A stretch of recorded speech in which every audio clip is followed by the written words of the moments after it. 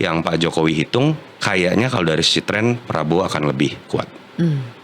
Tapi jadi bablas ketika anaknya Gibran maju jadi cawapres. Nah, makin bahaya pertanyaannya. Nggak bahaya dah.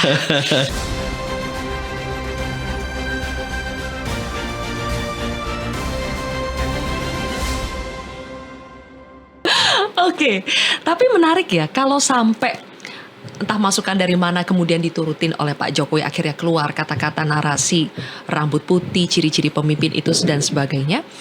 Perubahan paling besar, Mas Toto, menurut Mas Toto itu apa yang membuat Pak Jokowi itu berubah dari pilihan Ganjar ke pilihan Prabowo? Menurut saya pertama mungkin ya, ini kan semua hipotesa, kesoktahuan saja. Mungkin Pak Jokowi saat itu pun sebetulnya belum 100% mendukung Mas Ganjar. Tetap ada dua pilihan, Pak Prabowo dengan Mas Ganjar. Dan kalau ditanya secara chemistry, kemungkinan lebih nyaman dengan Pak Prabowo dikarenakan faktor lingkup kerjanya sama-sama, hampir tiap hari bertemu, minimal ratas ada seminggu sekali atau 2 kali. Mas Ganjar ketemunya kan jarang-jarang, dan keterbukaan itu mungkin lebih bisa dilakukan kepada Pak Prabowo karena Mas Ganjar biar bagaimanapun adalah kader PDI Perjuangan, di situ ada Ibu Mega. Mungkin pada titik itu dalam proses perjalanan, karena lebih sering bertemu, lebih sering berdiskusi, lebih mendalam, dan Pak Prabowo lebih bisa mengambil keputusan cepat. Pada titik itu mungkin menurut saya ada chemistry yang merasa lebih nyambung. Dan kemudian adalah kita tahu peristiwa-peristiwa yang mungkin juga anggaplah berpengaruh seperti gagalnya Piala Dunia U20, lalu katakanlah mungkin pada saat pengambilan keputusan di deklarasi batu tulis Pak Jokowi katanya kan diberitahunya mendadak. Mungkin ada beberapa faktor psikologis yang akhirnya berpengaruh. Tetapi itu kan rentetannya ya. Saya saat itu juga merasa kenapa kemudian kalau pertanyaannya Pak Jokowi saat 2021-2022 cenderung orang lihatnya mendukung Mas Ganjar. Mungkin Pak Jokowi juga realistis melihat yang surveinya tinggi. Jadi ketika terjadi U20 surveinya Mas Ganjar kesalip, lalu kemudian makin naik Pak Prabowo, mungkin juga salah satu alasan yang muncul akhirnya dan dihitung oleh Pak Jokowi adalah saya kan pengen dukung yang menang, udah ngedukung orang kemudian kalah, malu-maluin gitu kan sebagai seorang presiden. Pada titik itu menurut saya juga mungkin ada variabel rasional, realistis secara elektoral yang Pak Jokowi hitung, kayaknya kalau dari sisi tren Prabowo akan lebih kuat. Tapi jadi bablas ketika anaknya Gibran maju jadi cawapres. Nah, makin bahaya pertanyaannya. Nggak bahaya dah. Gimana Mas Toto? Ya itu titik protes saya ada di situ. Kalau terkait dengan Pak Prabowo, saya memang sudah pernah 3 kali seingat saya minta izin dan pamit kepada Pak Jokowi sebelum beliau memutuskan Pak Prabowo, sebelum beliau katakanlah memajukan Mas Gibran. Saya kan tetap melihat ada cabang dukungan, cabang kepada Mas Ganjar, nah aja cabang kepada Pak Prabowo. Ya saya buka juga di sini, bulan Februari 2023 itu saya diminta bertemu oleh Pak Prabowo 4 mata. Bulan Maret dilanjutkan, kita sempat melakukan sebuah survei. Sebetulnya pertemuan pertama saya ngobrol 3,5 jam, dan bisa dikatakan itu pertama kalinya saya bertemu dengan Pak Prabowo dan 4 mata. Dan beliau meminta untuk saya membantu saat itu.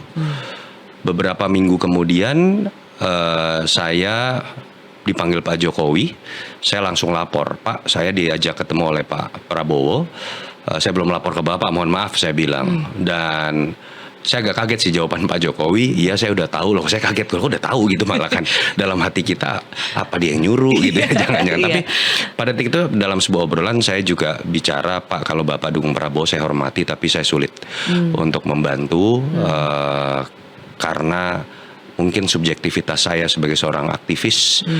Dulu saya sempat di sebuah organisasi yang dipimpin oleh Pius Sri Lanang, yang dulu saat saya masuk kisahnya adalah penculikan.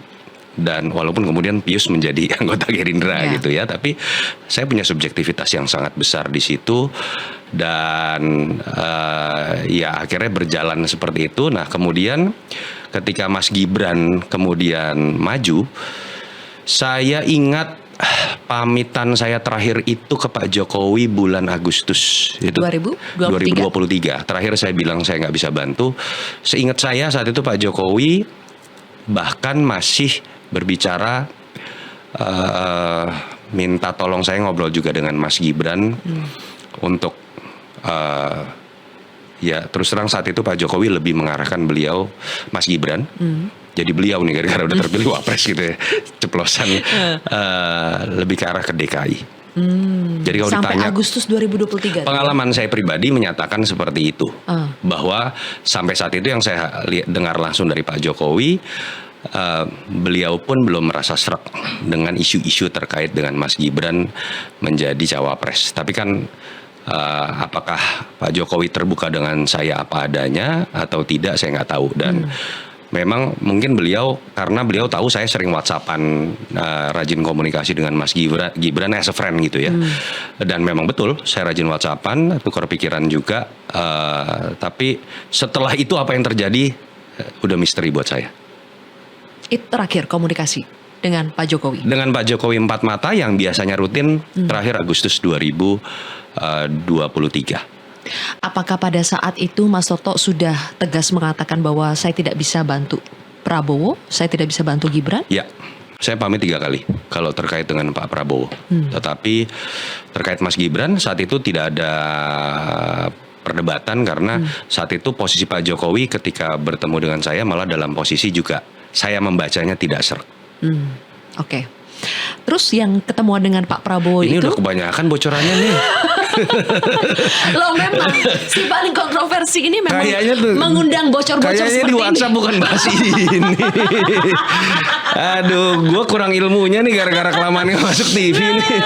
Silatnya kurang jago. Aduh, justru jago banget nih Mas Toto. Makanya kita jadi penasaran kan. Pas ketemu dengan Pak Prabowo di situ yang Februari ya atau Maret ya Mas Toto? Itu udah Februari dan Maret. Februari dan Maret. Itu Mas Toto sudah tegas tidak bisa membantu Pak Prabowo. Tidak, tentu saja tidak. Spesifiknya permintaan Pak Prabowo apa? Bantu saya. Oh. Saat itu bahasa yang keluar adalah bantu pasangan Prabowo Ganjar. Jadi bener ya, memang serius waktu itu ya menduetkan Prabowo Ganjar ya. Nambah lagi.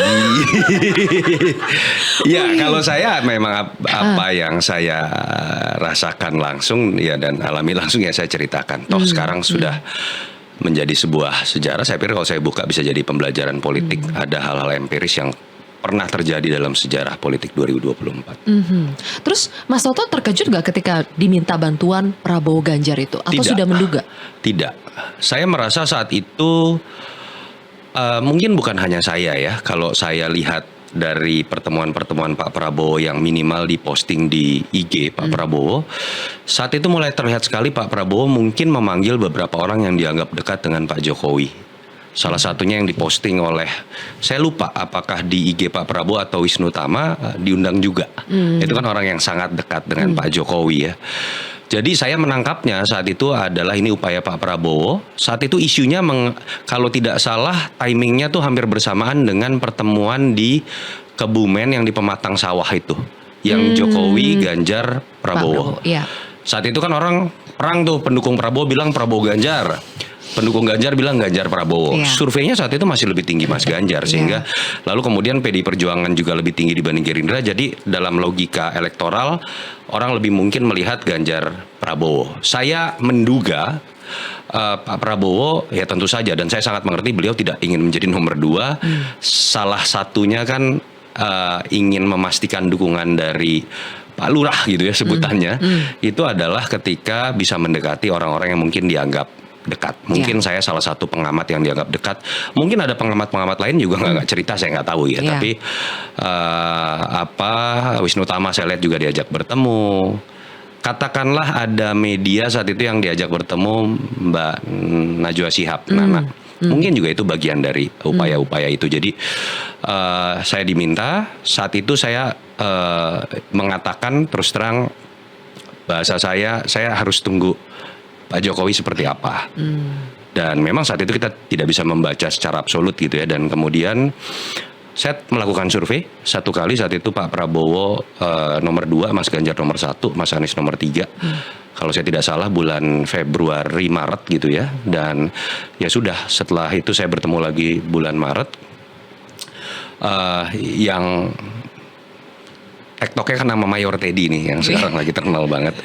Ya, dengan Mas Teddy seperti menangkap bahwa saya ada dalam posisi sepertinya tidak ingin ikut bergabung. Tapi kalau ditanya apakah dalam pertemuan itu ada beberapa hal yang membuat pandangan saya tentang Pak Prabowo berubah? Iya. Saya kaget obrolan pertemuan saya itu pertama kali 3,5 jam. Ya. Lebih banyak berbicara pertama-tama mengenai filsafat, sosialisme, pandangan dari Prof. Sumitro, dan tentang pluralitas. Dan memang orangnya ternyata seru untuk ketawa-tawa dan ya tidak semenyeramkan pandangan saya ketika tentu saja pas masih jadi aktivis. Tidak setegang yang dibayangkan ya. Oke, tapi kita dengar cerita Mas Toto jadi tegang nih. Ganti topik. Oke, jadi kurang lebih kita jadi tahu ya gambarannya konstelasi waktu itu sebelum terbentuknya akhirnya Prabowo Gibran, kemudian kenapa akhirnya Prabowo tidak jadi dengan Ganjar, sempat ternyata serius ya duet Prabowo Ganjar itu. Sekali lagi deh pertanyaan terakhir sebelum kita ganti topik Mas Toto, karena penasaran. Setelah ketemu sama Pak Prabowo, report gak ke Mas Ganjar? Report. Saya cerita langsung. Dan saya sempat bertanya kepada Mas Ganjar, Mas, kalau 08 ya kita sebutkan 08 biasa di politik 08 jadi wakil gimana? Terus terang Mas Ganjar saat itu saya nggak pernah ada masalah, Mas. Oke. Walaupun hanya dalam bahasa lisan gitu ya, tapi ya saya memang ada dalam posisi saat itu malah saya galau. Apakah saya pribadi bisa nerima nggak kalau wakilnya adalah Pak Prabowo? Itu malah saya yang galau. Tapi kalau mau cerita sedikit, Mas Ganjar saat itu mengatakan saya tidak punya masalah dengan Pak Prabowo. Tapi konteks beliau nomor 1 karena survei masih tinggi ya. Pak Prabowo nomor 2. Tapi kan yang diminta Pak Prabowo bantu supaya Prabowo Ganjar. Berarti satunya Prabowo, 2-nya Ganjar. Tapi report ke Ganjar kok dibalik? Ditanyain kenapa Prabowo, kalau saya Prabowo cerita jadi semua bahwa Pak Prabowo meminta Prabowo Ganjar. Tapi saya kan nanya, kalau Mas Ganjar Prabowo gimana? Kira-kira seperti itu. Kalau nggak salah sempat diledekin juga gitu, saya lupa. Bayarannya gede tuh gitu kan, Mas kenapa nggak ambil aja lah kira-kira gitulah. Tapi ya itu akhirnya saya lapor ke Pak Jokowi juga. Pak Jokowi seperti biasa. Ya kalimat pertama saya tahu gitu kan. Terus ya saya izin lagi Pak nggak bisa. Ya Pak Jokowi sempat tanya kenapa ya Bapak, kan saya pernah ngomong saya aktivis itu aja. Oke, berarti kalau Ganjar Prabowo itu nggak ada masalah buat Mas Ganjar. Tapi kalau Prabowo Ganjar buat Mas Ganjar ada masalah nggak? Tentu saja saat itu karena saya bercerita dalam subjektivitas saya mendukung Mas Ganjar, kita nggak bahas itu mendalam gitu ya. Kita tidak sediakan itu sebagai opsi. Tapi logika secara elektoral PDI Perjuangan lebih tinggi dibanding Gerindra, dan kemudian survei Mas Ganjar lebih tinggi. Saya meyakini posisi Mas Ganjar saat itu tentu saja fokus menjadi nomor 1. Oke, sepertinya sudah bonusnya cukup. Banyak. Bonusnya banyak. Di balik layar asik nih.